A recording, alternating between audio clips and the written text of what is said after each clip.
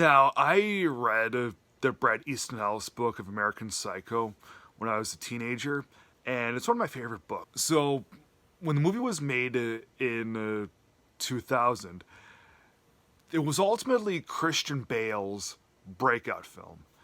Yes, he did several movies in the 80s and 90s, but it was ultimately American Psycho that really broke him out into the limelight. I read the book, then I saw the movie, and I knew that the movie wasn't going to be as graphic as the book because the book has so many insane moments in it. There's no possible way that the movie was going to be able to entail everything that the book had to offer. So I knew that I knew that going into it, but I was still kind of surprised with how tame the movie was in comparison with the book. I don't want to say that this movie is like kind of a letdown, but yeah, if you read the book of American Psycho first, just know that there's that them not including all of the violence is for the best. So the movie is directed by Mary Harron, and aside from Christian Bale, it also has Willem Dafoe, Jared Leto, Reese Witherspoon, Justin Theroux, and Chloe Sevigny. So the movie is kind of a dark comedy as well as a horror thriller, and it's all about the yuppie culture back in the 80s. So yeah, there's a lot of rich youngsters snorting cocaine, going to superbly fancy parties, wearing double-breasted suits.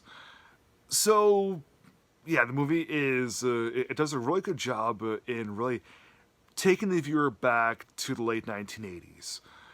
Patrick Bateman, who is the lead character, he loves people like Huey Lewis in the News, Whitney Houston, Genesis. Christian Bale, he does do a really good job with his portrayal as Patrick Bateman.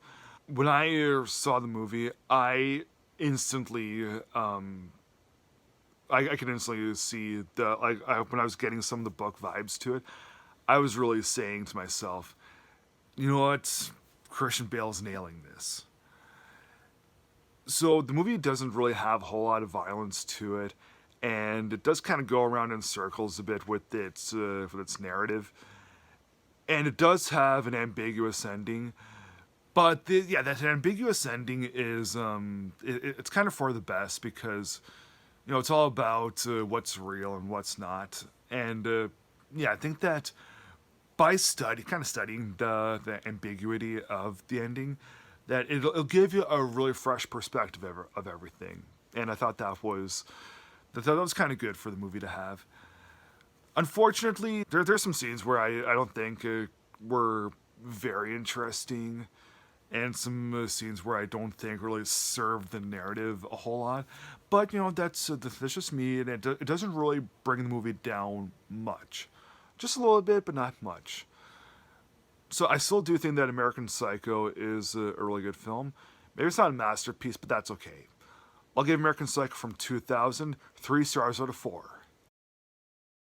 Thanks for watching. Please like, subscribe, comment, and I'll see you again next time.